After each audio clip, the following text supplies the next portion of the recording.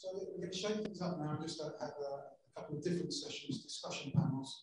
The first of which we can invite our panelists to take the stage. I'm going to introduce the moderator. The first one is about preparedness following COVID within the UK, certainly perhaps beyond. The moderator is one Roger Gold, a friend of ours. We've done many things together, most of which aren't mentioned. But certainly UK expert in resilience, contingency, emergency planning. There's an awful lot of work with government, big agencies, as well as educating police officers and police forces around the world. So I'm going to hand you over to Roger. Roger's going to introduce this panel. Thank you.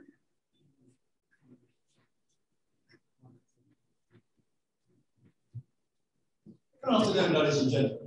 As Bob said, from Portugal, I've got the pleasure in introducing the panel. I'm just waiting, hopefully, that the screen will light up with my fourth person.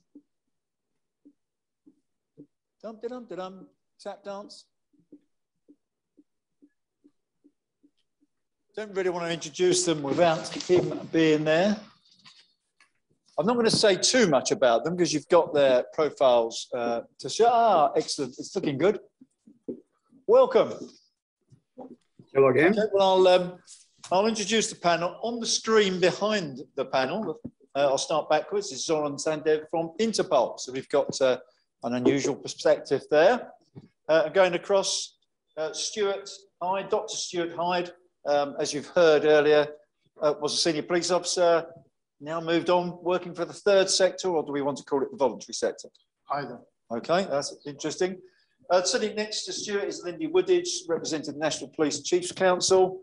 A lot of work during the COVID emergency preparedness, so think of your questions now. And right at the end here we have Hannah Wheeler, as you can see, serving police officer. We don't get many of those today, but a serving police officer. And she has an interesting experience about developing the PPE requirements for the police service in the UK, which we may or may not come back to. I'm just going to start by sort of setting the scene. It says in the paper, preparedness in the pandemic, or preparedness in the UK after the pandemic, lessons learned. Really? We've learned lessons, have we? Individually, yes, we have. Where are they? But for me, this is really important. I'm a great lover of let's learn the lesson, because we don't learn it until we change the behaviour, do we? So I'm just going to sort of just set the scene for you. I often call this the curse of the missed opportunity. What I mean by that is the usual government mistake, where we fail to hold on to the lessons we learn as we go along, because we're in it, we're dealing with it, hanging on to those lessons. And the best example I can give you of that is the Second World War. British government and the civil service is often seen as their greatest missed opportunity. During the war, they brought talent in from across the UK, mathematicians, linguists, scientists, you name it, they brought them on board and swelled, bolstered the numbers of experts within government. But after the victory, they were allowed to fade away. All that specialist skill and knowledge that could and perhaps should have been put to rebuilding the country was lost. To make matters worse, there was no formal inquiry, no report, no review of what they actually did, so we could hold on to those lessons. So to avoid the curse of the missed opportunity, I believe we must hold on to these lessons, but the challenge is they're daily, that we're learning as we go along. How do we hold on to these lessons? We're expecting one day there'll be a public inquiry in the UK. I think Boris Johnson said when the pandemic is over? I think you got that message. Good. So really, for me, the first question for the panel is from your agency's perspective, what lessons, both good and bad, that's really important. It's the positive as well as the negative, would you like to highlight? I'm going to start this end, Hannah, because you're the nearest to me. Hannah, the positives and negatives from your perspective. Thank you. Thank you, Roger. Thank you for inviting me here. For me, there are loads of positives. This has been, I know it hasn't been for everyone, but the pandemic has been very positive, I think, for policing. We've pulled together, we've shown how resilient and how adaptable we are, and we put things in place from the start to capture all this learning. As Owen touched on this morning, we put a reform and recovery team in place right from the start. So as we've been learning things about the infection and about the pandemic, we've been running knowledge sharing events online. We've run over 40 of those on maps from subjects from managing crime to fraud to dealing with long COVID, which is causing some problems in policing. We've learned lessons from the National Police Wellbeing Service. They did a survey last year, and actually there were more positive results from officers and staff feeling more valued by their forces and by their co-workers and by their leadership teams than they have done ever before.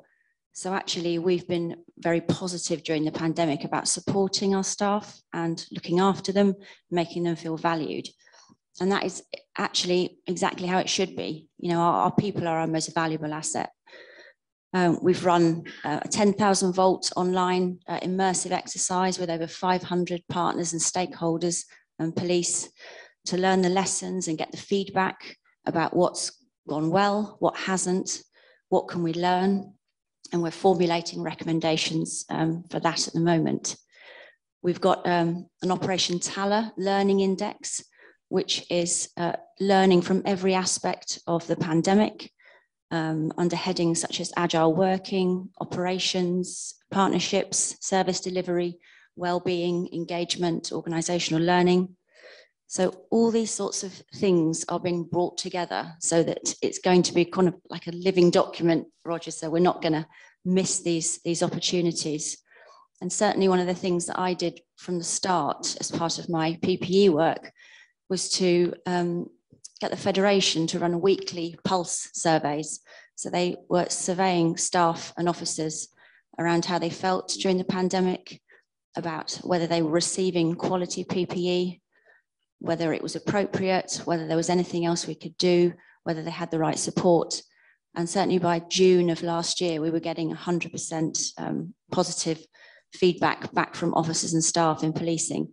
And they're quite a tough act to get good trust and confidence from. So that was positive from us. What about the negative, Hannah? Negatives.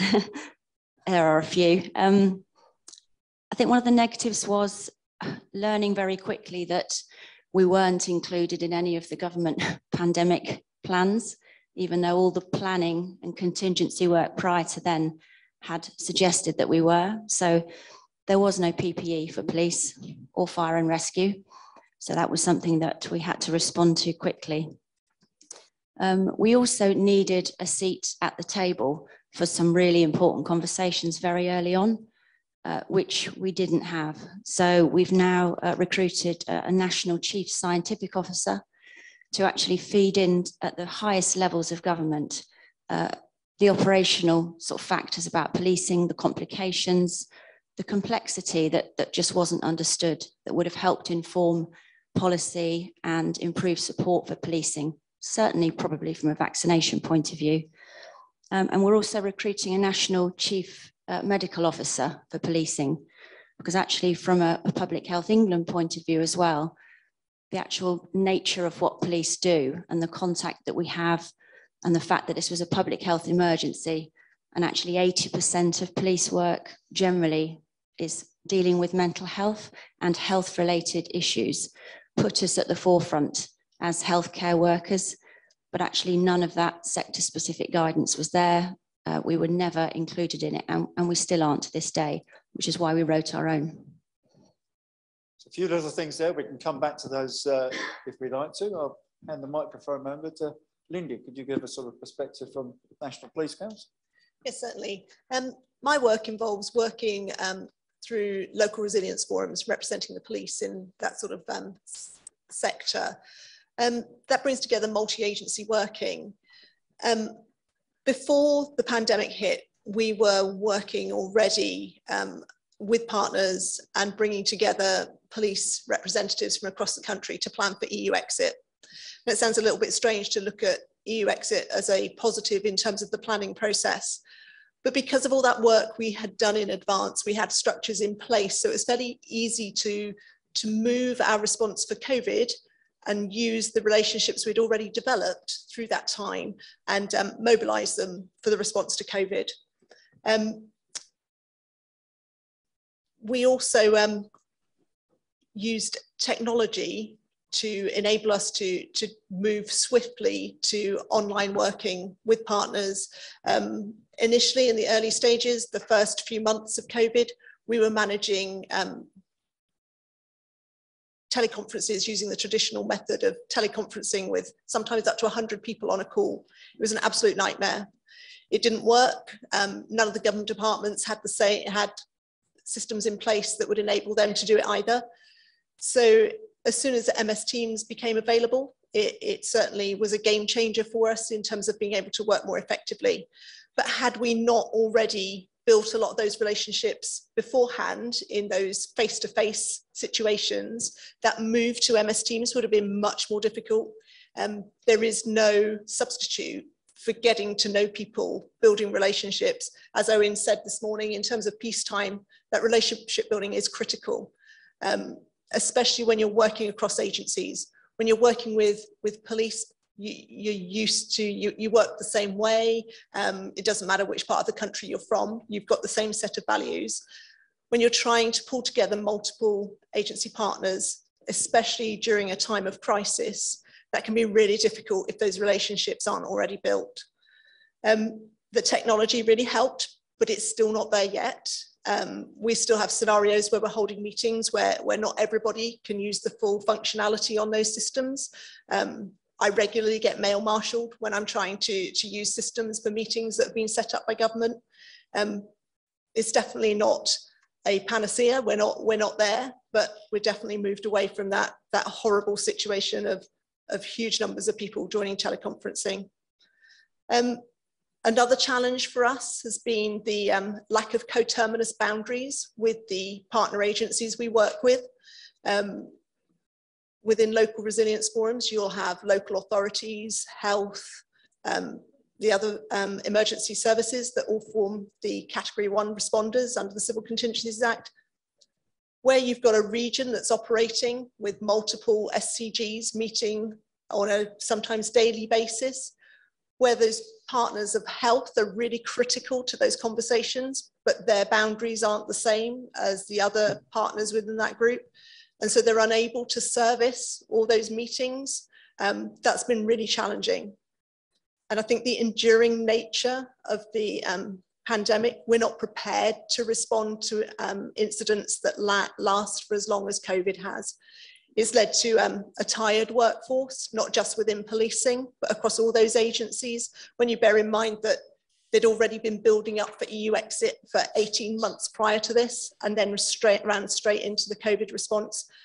Those impacts on terms of people's well-being are going to be long lasting. We're seeing huge numbers of people leaving from our partner agencies where they're just tired, where they might have stayed on for longer, but they're coming up to retirement age and they've just had enough. And with them, they're taking that corporate knowledge, which comes back to, I think, what you were saying initially around how do we capture that learning and that expertise that they've brought to it. So they're the challenges I think that we're facing at the moment.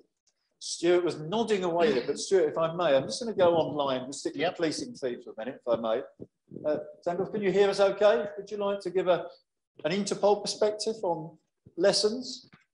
Yes, indeed. So I would like, first of all, to thank you for opening this part of the conference and asking some of the questions that were not touched during some of the presentations, and they are very inevitable, especially for the law enforcement community. Talking about the lesson that we learned from the last pandemic, in our area of work, working globally with our member countries, pre, during, and post-pandemic period, I would say that maybe we should do a step back and say, what are the lessons that we identify, making sure that we are tempering the experience, the needed experience from this COVID, and to be applicable in the future, making sure that our law enforcement preparedness is on the level to respond to the next pandemic. So I would like to mention a few points on this part and what are the lessons that we as an international organization, we have identified in the past period. One of them that we look at is the faster detection and better response require a robust global health surveillance and improved pandemic information gathering system. It's needed for better understanding of the pandemic and making sure that all actions and the decisions that are made on the strategic level are in aligned with the need on the ground. So when you're sending some officer operational guy going and executes any kind of daily duties or dealing with the unrest, it should be made in this compliance. The next one is the clear and more coordinated scientific advice would facilitate the policy decision and public communication. Having a scientific community on the site, it's definitely something that provides a good inputs, especially in our SOP and SOI on the agency level, making sure that our agency interoperability is on the level that we would like to have. Enhancing the preparedness requires a constant investments, scrutiny, and the reviews. This is a constant process, and we should definitely invest in that. As I previously mentioned, having not only interagency approach, but having a whole government approach is something that we really looking at to having kind of success and effective response to pandemic. On the other hand, I would mention that the capacity to cope in a pandemic depends on continuous and increased investment in health and security sector. Not only investing in technique, but also in equipment, but also investing in the training and making sure that there is some MOU between both sectors, having a joint trainings, having a TTX or joint exercises. So the both sectors could be more close and understand their roles and making sure that those channels of communication are open and to keep the dialogue running. The next one that I would also like to stress is that pandemic prevention, preparedness and response should be priority with the key partners, and the whole government approach would result in better preparedness and more coordinated and sophisticated approach to tackling misinformation and disinformation should be developed at the stage. How we could manage those misinformation that are spread on the online platforms or in the newspapers and media.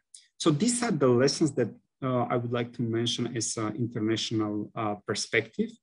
And what are the negative points that we also pointed out from this pandemic is having some certain level of mental hygiene for the police officers that are on the operational level.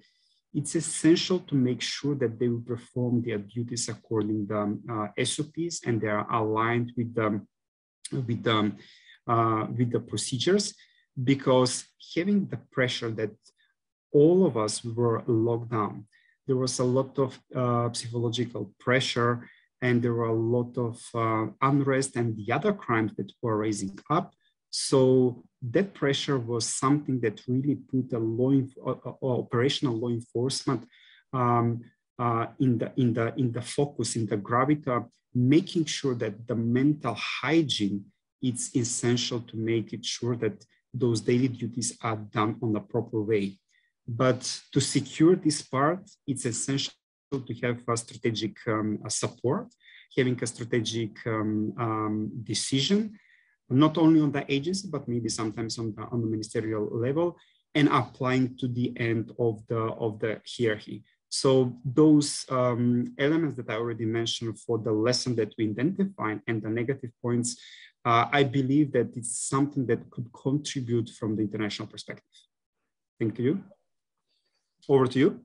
Yeah, that's a lot of similarities to some of the things that have all been said. So that's quite interesting. You've got a different perspective. National policing, you know, international policing. We're talking about local policing here. Stuart, so the third sector or the voluntary agencies. Thank you. The voluntary sector has gone through an immense journey in the last 4 years. After Grenfell and the Manchester Arena, the voluntary sector was criticised for its lack of cooperation, collaboration, and generally just being able to understand what each other did. So from 2018, early 2018, we pulled CEOs, chief executive officers from charities like Red Cross, St. John, Volunteering Matters, Salvation Army, people like that together. I said, how can we improve things? And the criticism was about 4 areas: fundraising, fund distribution, response, and recovery. The first 2 came about mostly from Grenfell, although not exclusively, where there were a number, and this reflects David Clark's comments earlier about the amount of fraud that follows catastrophe. Sadly, there was a lot of fraud that followed Grenfell. And so it was felt that the best way forward was to create a mechanism where charities could work together to hold one appeal, and it would be dealt with nationally, and there would be a proper way of distributing that money. So we created the National Emergencies Trust in 2019, and in 2020, the NET, National Emergencies Trust, chaired by Lord Richard Dannett, who used to be in charge of the army, so he certainly knows how to open doors, and he set up Help for Heroes, so he also knows how to run a charity.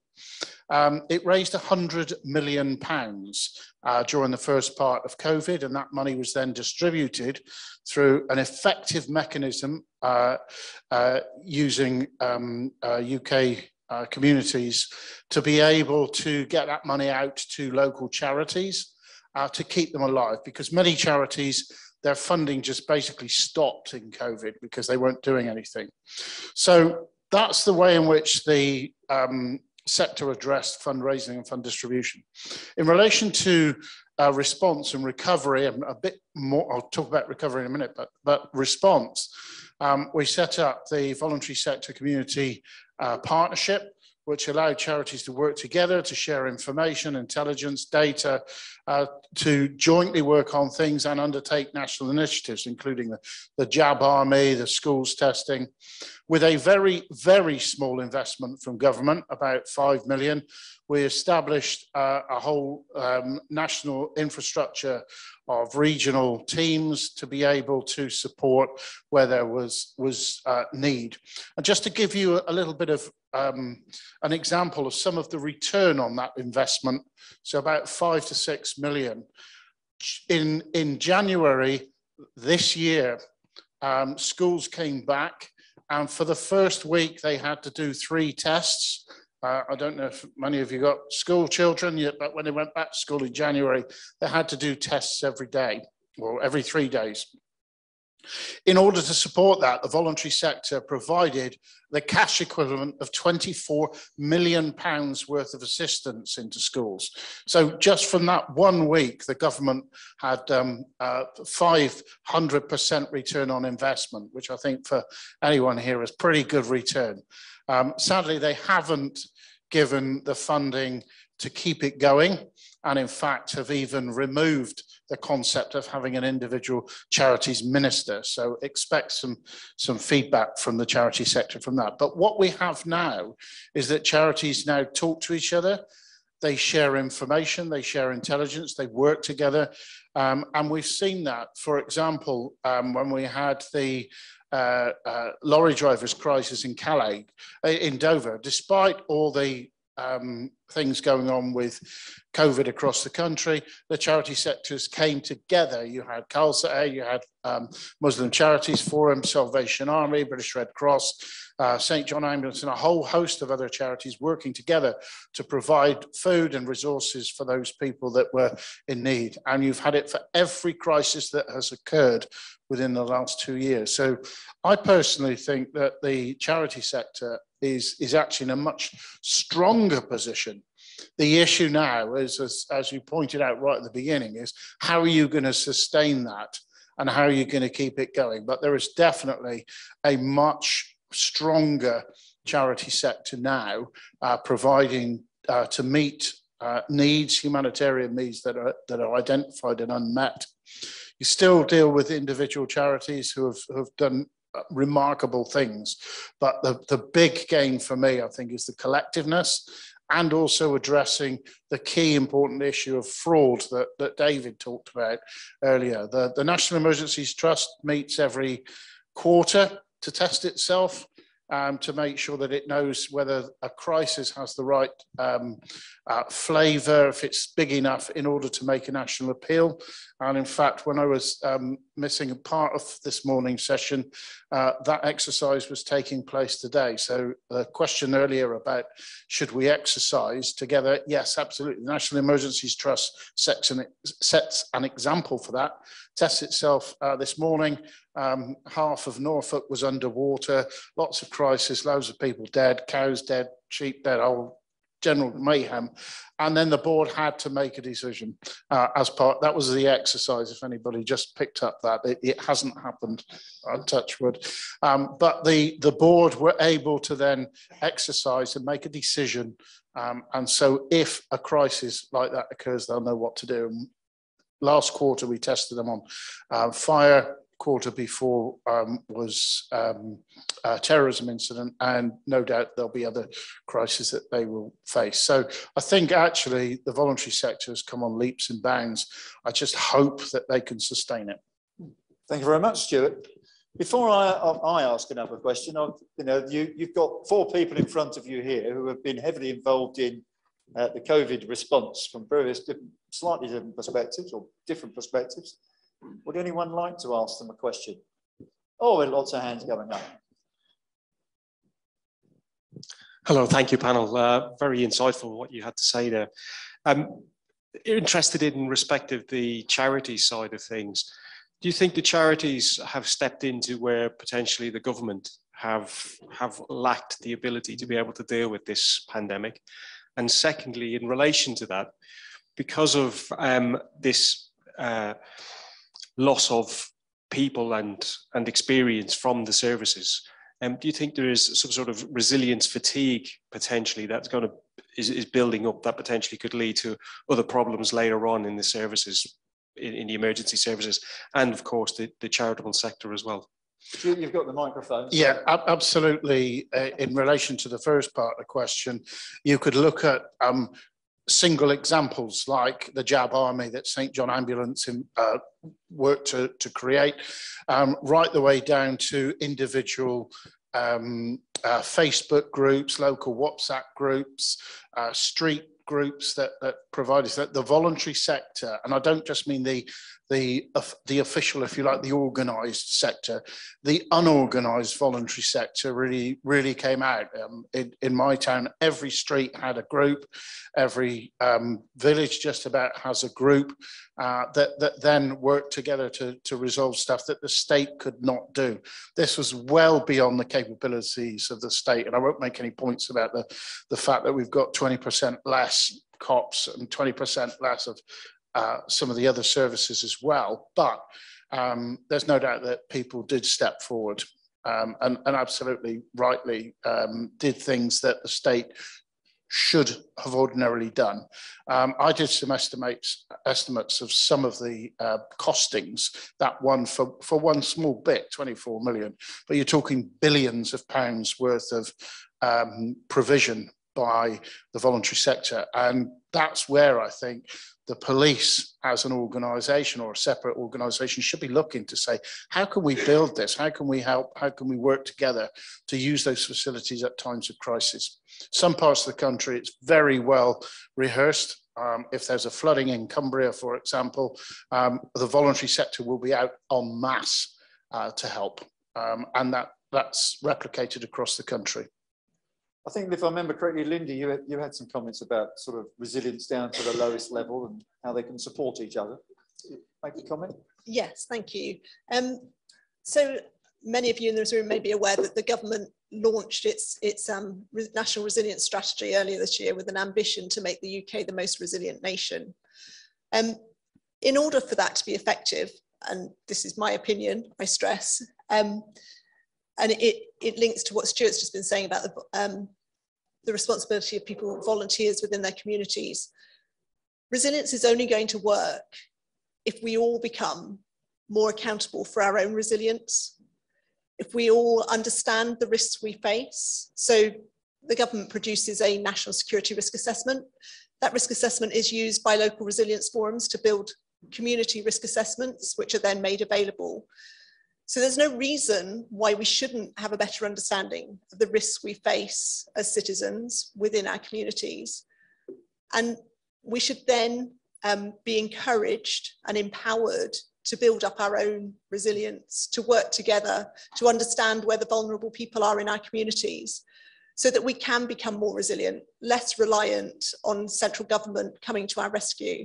And it's only by starting to increase our resilience at the local level, by encouraging children as part of the national curriculum to understand resilience and the role they have to play, that we can actually really strengthen our communities. We can build more cohesive communities that in turn then reduce the fear of crime that we talked about this morning.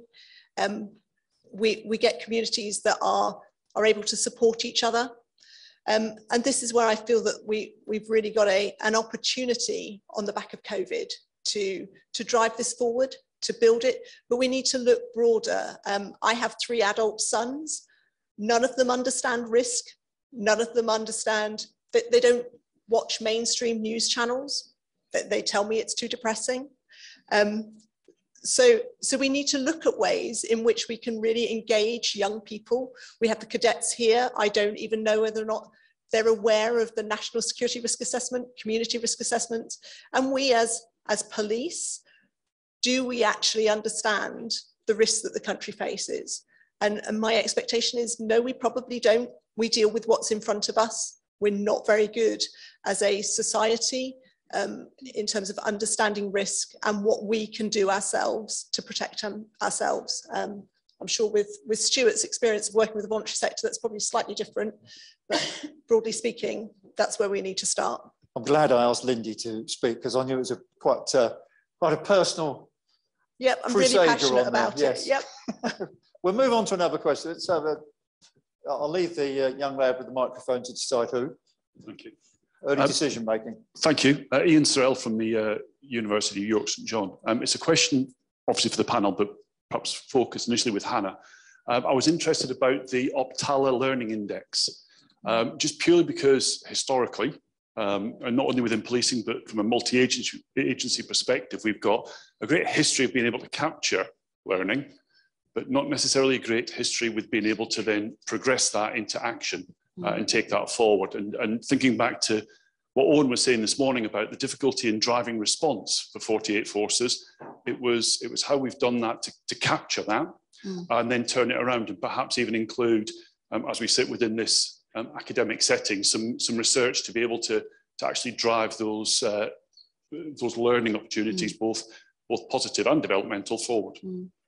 Yeah, no, I agree entirely. It's something we haven't been very good at in the past, and it's something we were keen to do right from the start from this, because we knew, I mean, every day we were learning things. I mean, we're on our 11th iteration of, PPE guidance because of the way our knowledge about the infection has changed.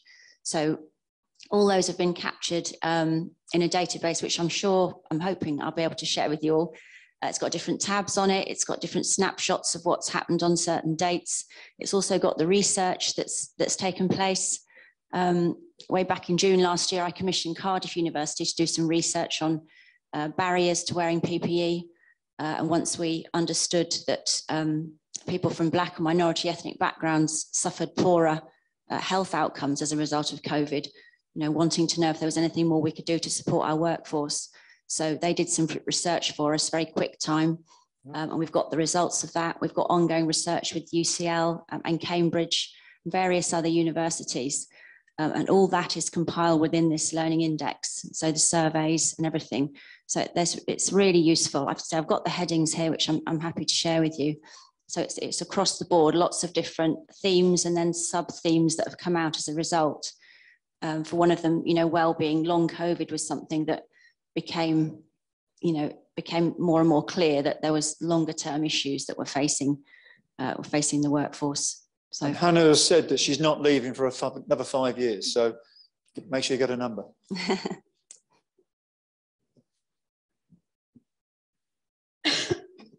Thanks. You actually asked the question I was going to ask, so I'm going to rephrase it slightly. Andy Rose, I'm from the University of West London. I'm a senior lecturer here and involved in all the policing programs. I did 32 years in the Met before I came here. So my question to you all is focusing on exactly that, and without repeating it, how confident are you as individuals or as representatives of your group that the learning that you've all spoken about will get back to the right ears at the right level? And then the second question is, how confident are you that they'll actually listen to you and that things will or may change as a result? I'm going to ask Zoran if he's got any comments on that first from an Interpol perspective. We'll spot why in a few minutes.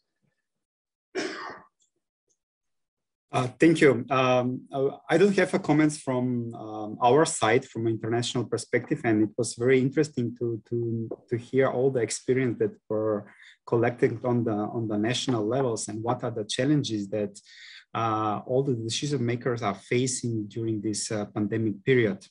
So because I have to go to another meeting, and I would like to say a few final words about the conference, and thank you for the organization of this event, for the fruitful discussions and the wonderful presentations. Again, I would like to say congratulations on your organizational part. Salute to all the participants that are in person, and I'll be shortly sharing my presentation and the guidelines that I mentioned in my presentation.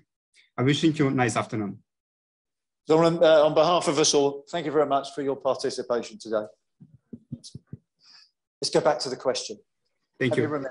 I have. Can I come in there? I'm super confident that we are capturing all the learning. In answer to the first part of your question, we have been, as I said, there's so much learning, and we have been pumping this learning out. We've been holding knowledge sharing events. We've been holding meetings, sending out research. In answer to the second part of your question, I'm not entirely confident. 43 different forces, plus BTP, MDP, the National Crime Agency, plus the British Overseas Territories, all operating entirely differently. One thing we have struggled with is any communication that's come out from Operation Tala, we've sent at various different levels, but on checking and testing in forces where it's landed, it hasn't always landed where it's needed to be. So there's more we need to do there, but definitely we've all been, we all have, shouting it from the rooftops about what we've learnt and what people need to be doing. So I'm very hopeful. And I say I'm going back to the Met in January, so I'm going to be shouting about it there.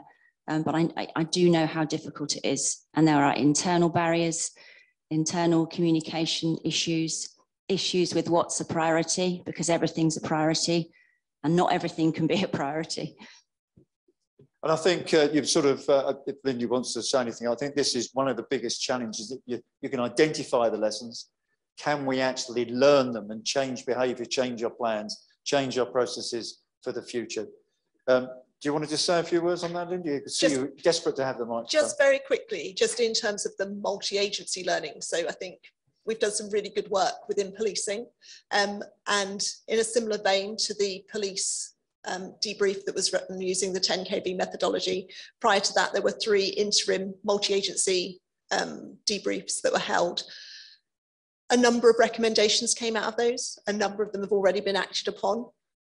But there are also a large number that still need to be monitored and taken forward. That process, is it robust? Are we confident that those lessons will be learned? That's where I lack the confidence in it. So similar to what Hannah said, really. I think, if I'm, can we take the questions afterwards, Ian? We'll be here. I've been given the 5-minute nod, and I just want our panel the opportunity just to think about what are the sort of key lessons for them. What are the big things, 2 or 3 things that they think we can learn from this and actually change for the best in the future? Stuart's got the microphone. Yeah, just to quickly answer that question, I think the charity sector has learned and will continue to develop much more closely. It's government that I have the biggest worry about. Throughout this, we've dealt with Department of Education, Transport, DCMS, MHCLG, Department of Health, Home Office, Cabinet Office. They don't talk to each other. I learned that lesson many years ago working in the Home Office.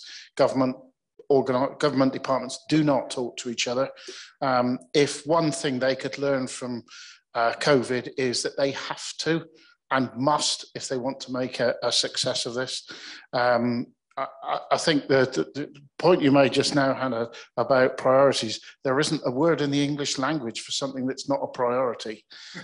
We need to have one of those words to describe it, because we've got lots of that going around. I'm actually quite hopeful, however, that the sector will continue to develop, and it's only by brute force and bringing people together, collaborating, sharing intelligence, sharing information, and sharing values and common values about trying to do good and humanitarian assistance that's made it worse. So yeah, I think the sector will, but sadly, I do not think the government will. And the fact that the government has had up until recently a Minister for Charities, Baroness Barron, and now doesn't. It's part of a big job to do, included in DCMS with the Commonwealth Games. So I think that's a real sad indictment of the way in which the government looks at the charity sector. I'm just getting, the bouncer's stood up, so it means we haven't got much time then.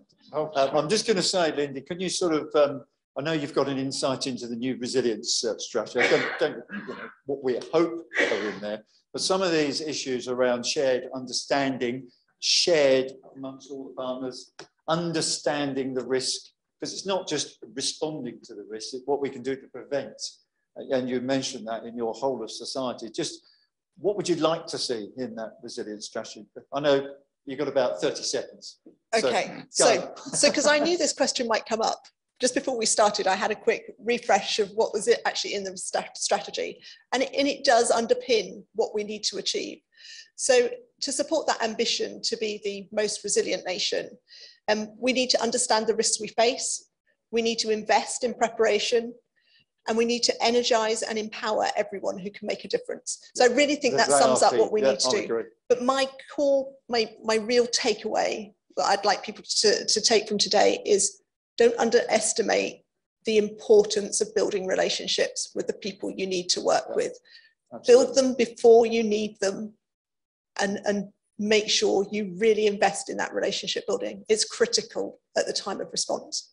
And whilst you're handing the microphone, one of my biggest fears, I think, this is personally, we're very good as a nation of responding to the local risks that occur all the time. It's the concurrent, the diverse, the geographical, the big things, perhaps unexpected, where it involves national government, as you just said. And I think that's our biggest challenge going forward.